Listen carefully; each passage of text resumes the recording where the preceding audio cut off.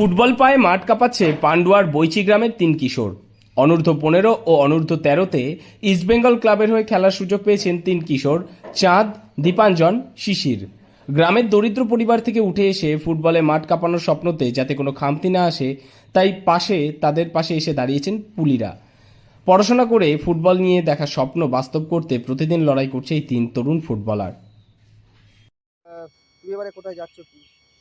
আমি ইস্ট বেঙ্গলে ট্রায়াল দিয়েছি, দিয়ে চান্স হয়েছে আমার অমিতাভ দাস আমাদের স্যার, তিনি বলেছিলেন যে ওখানে বেলগুড়ায় ট্রায়াল হবে, ওখানে গেছিলাম। মানে ট্রায়াল দিয়ে 1 মাস মানে ট্রায়াল হয়েছে, তারপর টিম সিলেক্ট হয়েছে। তার মধ্যে আমরা 3 জন চান্স পেয়েছিলাম। একটা দাদা আছে, ও আন্ডার-15-এ খেলে, আর আমরা 2 জন, শিশির আর আমরা 2 জনে আন্ডার-13-এ খেলি। 3 জনের মধ্যে দীপাঞ্জন টুডু অনূর্ধ্ব 15 ও চাঁদ ক্ষেত্রপাল এবং শিশির সরকারের অনূর্ধ্ব 13 দলে সিলেকশন হয়েছে। দরিদ্র পরিবারের এই সব প্রতিভাবান ছেলেরা আগামী দিনে যাতে ফুটবল খেলে তাদের ভবিষ্যৎ তৈরি করতে পারে, তার জন্য পাশে দাঁড়ালেন বৈচি পুলিশ ফাঁড়ির ইনচার্জ নাজির উদ্দিন আলী।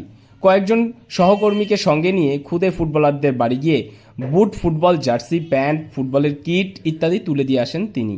পাশাপাশি যে কোনো প্রয়োজনে তাদের পাশে থাকার আশ্বাস দেন পান্ডুয়ার পুলিশ কর্মীরা।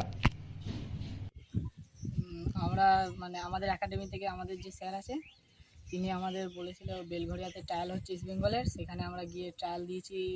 পাক্কা 1 মাস ধরে ট্রায়াল দিয়েছি। 1 মাস ধরে ট্রায়াল দেওয়ার পর আমরা চান্স পেয়েছি।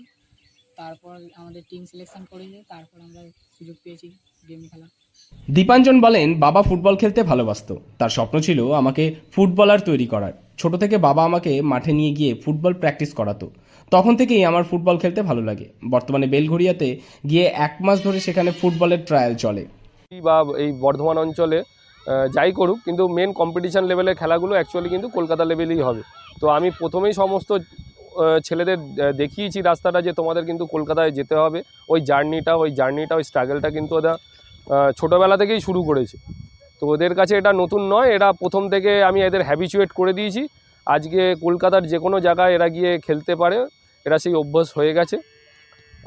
তো আমি তো সবসময় ওদের গাইড করেছি, বা আমাদের অন্যান্য কোচিং স্টাফরা, আমাদের একাডেমির যারা আছে, তারা সবসময় ওদের সঙ্গেই আছে। কিন্তু ওদের নিজেদের চেষ্টাও ছিল, বাবা মা ওদের সঙ্গে ছিল, বাবা মা ওদের সাপোর্ট করেছে, তাই আজকে এই সাফল্য এসছে।